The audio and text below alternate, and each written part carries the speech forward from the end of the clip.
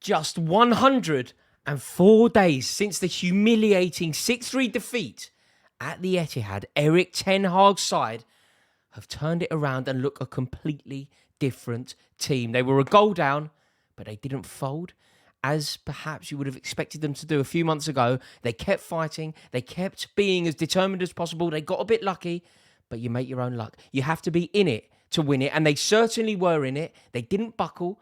They kept doing what they were doing. They followed their manager's instruction. They got the rubber to green, and they have secured the 3 points. And as a result, I can't believe what I'm about to say, but believe it, Manchester United are in a title race. Manchester United are capable of winning the league. We now have a 3-way fight for the title.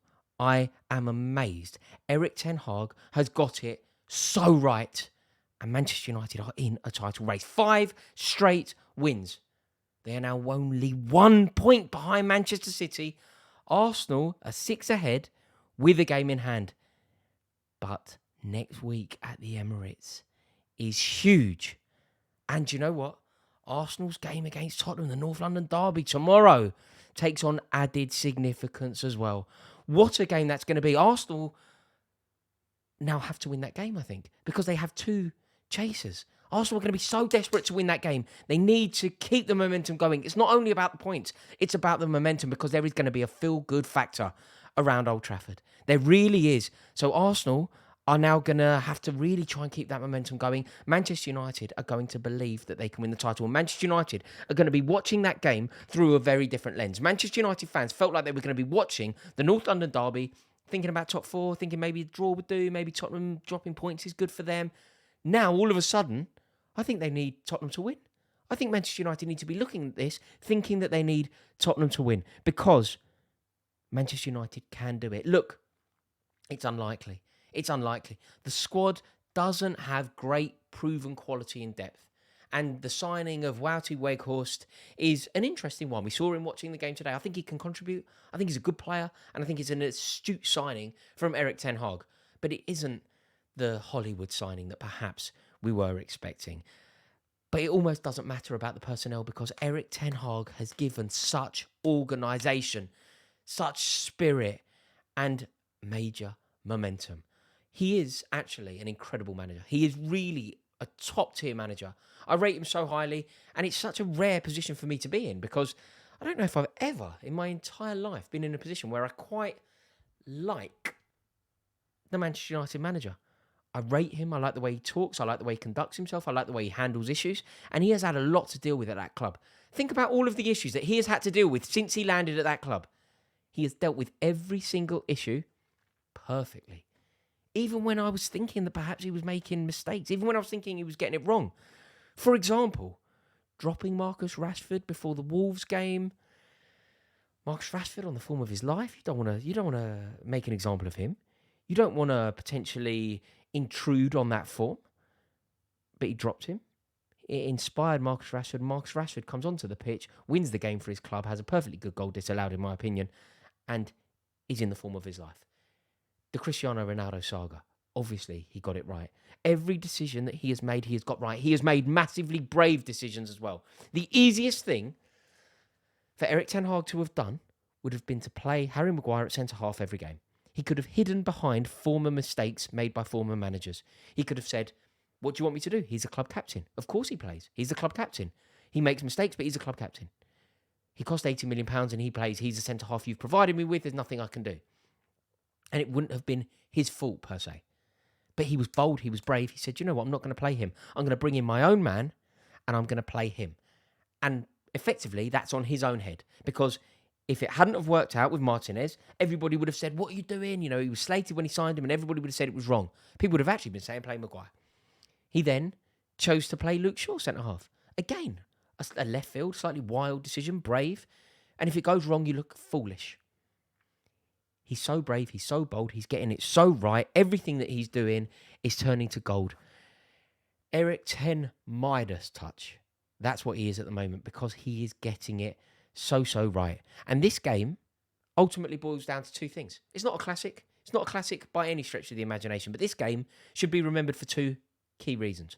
Marcus Rashford not touching the ball, and then Marcus Rashford touching the ball. That's it. That's what the game is. We can forget about everything else happening. We can forget about Edison going crazy in the early stages of the game and coming off his line. And it doesn't matter. Jack Grealish coming on, super sub again, really having a definitive impact on Manchester City results, it seemed, by coming on from the bench. Doesn't matter. This game is about two things and two things only. Rashford not touching the ball, Rashford touching the ball.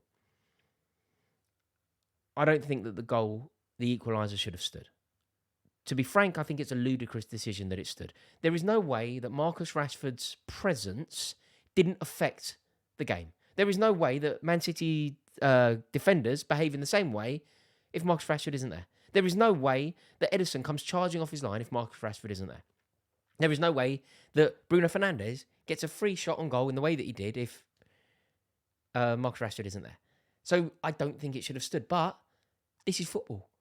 You make your own luck. You're in the game up until that point. You know, City was starting to turn the screw. But Manchester United didn't panic. They stuck to the Ten Hag system. It was a game of chess. Two excellent managers going for it. And Manchester United did what they needed to do. They stayed in the game. Then they got a bit of luck. And then they made no mistake.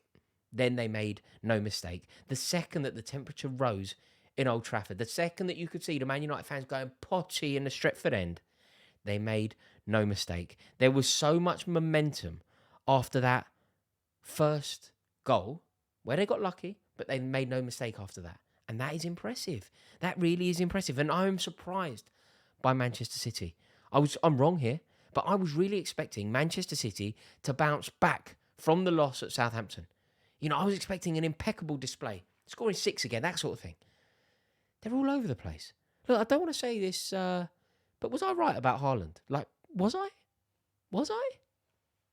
I don't know. Like, he didn't have a good game, did he? And, like, the recent flaws in this Manchester City team are worrying. You know, I'd say so many individuals are 5 to 10% below their best.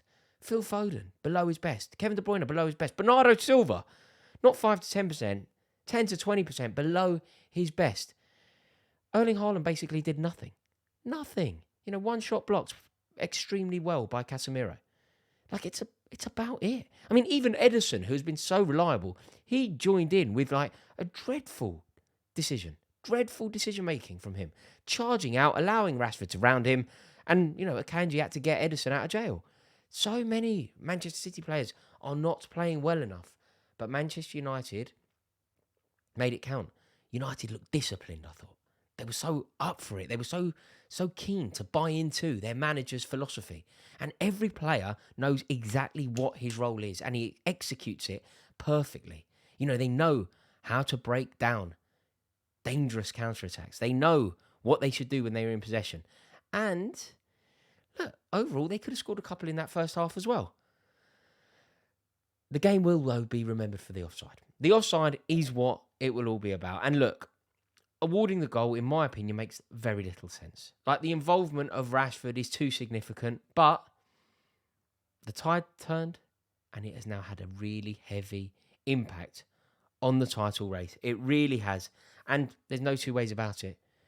Manchester United are now in a title race. They've just beaten City, and they are now just a point behind their neighbours.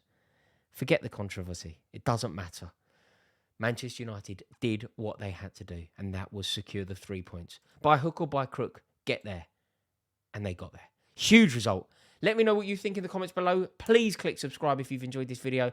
Really would love to welcome you into this community. And if you would give it a like, it massively helps me out as well. Thank you all so much. See you a bit later.